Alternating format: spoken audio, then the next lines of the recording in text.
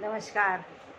आज मैं आपको एक ऐसी प्यारी सी छोटी सी कथा सुनाने जा रही हूँ जो हमारे पशु प्रेम और हमारे आसपास जो जानवर बिखरे रहते हैं उनके उनके प्रति जो हमारे मन में जो लगाव और जो प्रेम पैदा हो जाता है, जो अपनत्व पैदा हो जाता है, उस पर मेरी कलम चली है। उसी कलम से चल के जो बन के आया है वो मैं आपको अपने स्वर में सुनाना चाहती हूँ।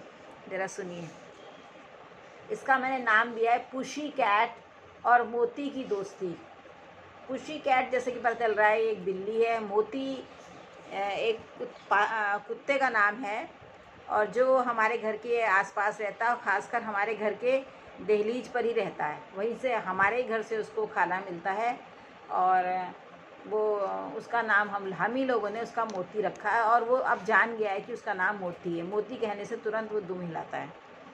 तो ऐसे एक कुत्ते का परिचय मेरा बचपन में हुआ था।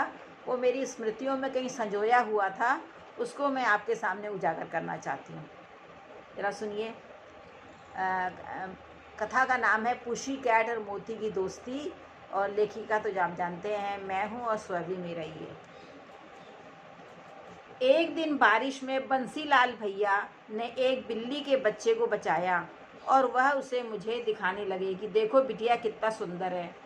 मैं अबोध नन्ही सी उस पर मोहित हो माँ से जिद करने लगी कि इसे रख लेते हैं, पर माँ कहती कि बिल्ली दूध चोरी करती है, हमारा दूध गिरा देगी, बहुत उछल कूद करती है। फिर हमारे घर के बाहर मोती है जो इसे रहने नहीं देगा, मार डालेगा। मोती हमारे दरवाजे पर रहने वाला कुत्ता था।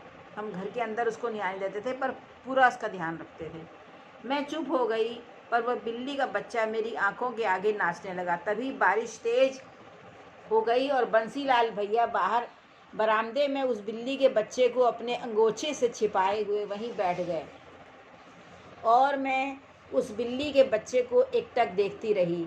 माँ का खौफ भी था और पिताजी पता नहीं क्या इस पर कहेंगे, इसका भी डर था। हम लोग डरते बहुत थे और मैं छोटी भी इतनी थी कि सबकी बात सुनना मेरा एक जैसे मेरा कार्यक्रम ही होता था कि सबकी बात सुननी है। पता नहीं क्या बात थी कि वह बिल्ली का बच्चा मेरी दीदी को भी भा गया। मुझसे बड़ी, काफ़ी बड़ी एक मेरी बहन भी थी, वो उनको भी अच्छा लगने लगा। फिर माँ अनमनी हो मान गई। जब 2 लोगों का बहुमत हो गया तो माँ मान गई और चलो यहीं रहेगा, पर अगर इसने हमें तंग किया या दूध गिराया तो इसे बंसीलाल अपने घर ले जाएगा, ऐसा माँ ने बोला। मेरी तो आंखों में चमक आ गई, मानो मुझे 2 जहान की खुशियाँ मिल गई और फिर वह पुशी कैट मेरा नया खिलौना बन गई।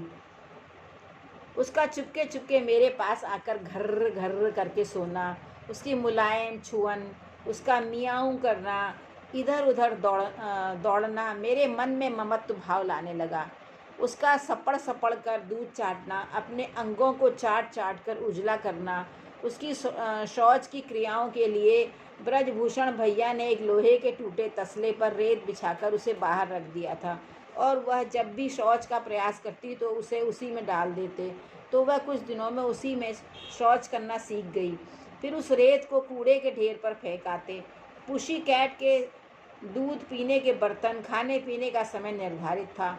हम उसे कभी कभी नहलाते भी थे जब अच्छी धूप होती। वह पुशी कैट हमारे यहाँ तब तक टिकी रही जब तक उसके बच्चे नहीं हो गए। बाद में मोती कुत्ते और उसमें दोस्ती हो चुकी थी। अनेक बार वह दोनों आसपास पाए जाते।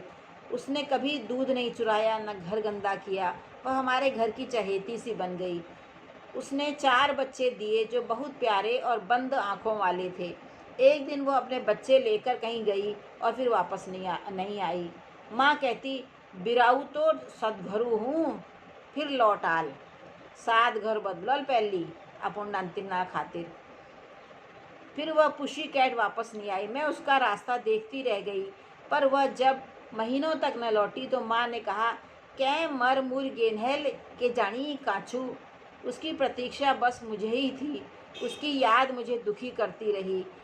किसी से वियोग का यह मेरा पहला अनुभव था। इससे पहले मैं वियोग शब्द से परिचित नहीं थी और वो अंदर तक मुझे कहीं बींध गया था। मिलते हैं बिछुड़ जाने को और दे जाते हैं यादें। कहीं दूर यह गाना बज रहा था।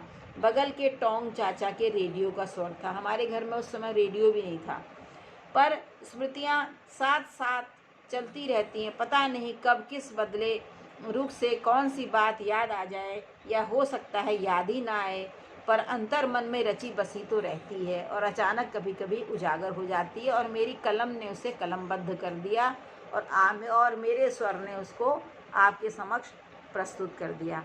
कैसी लगी मैं नहीं जानती, पर मुझे अच्छी लगी, इसलिए मैंने आपको सुनाई। धन्यवाद।